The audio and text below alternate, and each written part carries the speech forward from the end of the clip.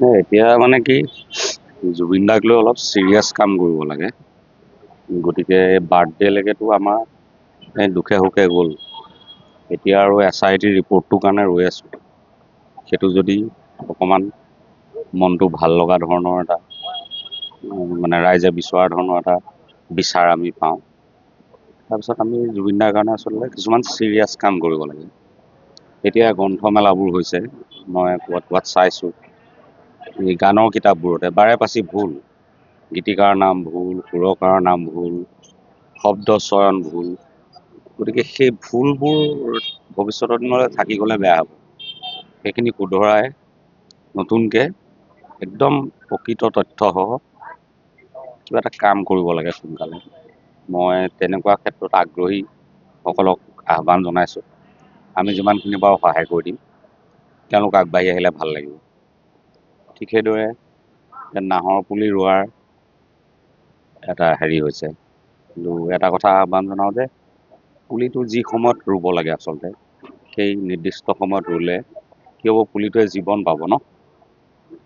আৰু এটা দুটা পুলি ৰোৱাতকৈ এখন ধুনীয়া যদি বাগান কৰে নাহৰৰ, সেইখন অসমৰ কাৰণে এটা সম্পত্তি হ'ব, বনজ সম্পত্তি বুলি, বনজ সম্পদ বুলি যাক কওঁ আমি। নাহৰ গুটিৰ বহুত ডিমাণ্ড আছে এতিয়াও।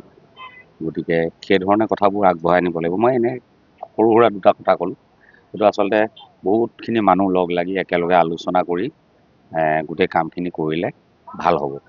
আৰু খুব সোনকালে তেনেকুৱা এটা ইনিচিয়েটিভ আমি ল'ম।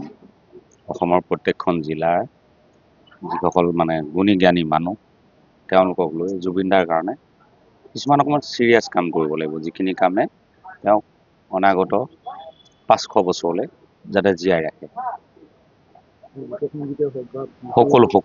সকলো কথাতে তেওঁৰ যিখিনি সৃষ্টি হেৰুৱাখিনিতো উদ্ধাৰ কাৰ্য লাগি আছে, ল'ৰা এটা টিমে সেইখিনি কাম কৰি আছে, খুব ভালকৈ কৰি আছে। মই তেওঁলোকৰ যোগাযোগতো আছোঁ। আৰু গানবোৰ বাৰু এতিয়া ইউটিউব আহি যোৱাৰ কাৰণে খুব ভালেই হৈছে।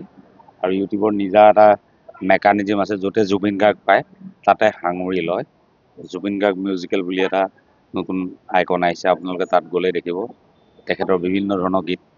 খালি সেইবোৰ ভাগ কৰিব লাগিব, জেনাৰ বুলি কয়। ফোক কোনটো, ফোকৰো আমাৰ ভাগ আছে, বিহু কোনখিনি, লোকগীত কোনখিনি, টোকাৰী কোনখিনি, বৰগীত কোনখিনি, বনগীত কোনখিনি, এনেকৈ বেলেগ বেলেগ ছেগমেণ্ট।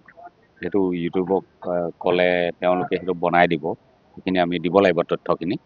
গতিকে সেই ধৰণে এটা ডিজিটেল প্লেটফৰ্মতো জুবিন গাৰ্গক যেতিয়ালৈকে এতিয়া চলি থকা প্লেটফৰ্মখিনি আছে সেইখিনি, আৰু অনাগত দিনত যদি এইবোৰ প্লেটফৰ্ম নাইকিয়া হৈ যায়, কেতিয়াবা যেনিবা ইউটিউবটো নাইকিয়া হৈ গ'ল, ফেচবুকটো বন্ধ হৈ গ'ল, কথাটো কৈছোঁ, তাৰপিছত যি নতুন আহিব তালৈ আকৌ ৰূপান্তৰিত কৰিব পৰাকৈ গোটেই বস্তুখিনি সংৰক্ষণ কৰি ৰাখিব লাগিব ডিজিটেল আৰ্কাইভ এটাত, হয় ক্লাউডত, নহয় AWS ছাৰ্ভাৰত, ক'ৰবাত থ'ব লাগিব। সেইটো এটা কাম। গতিকে এনেকুৱা ধৰণৰ দীৰ্ঘম্যাদী কামবোৰতহে এতিয়া মই জড়িত হ'বলৈ ভাল পাওঁ।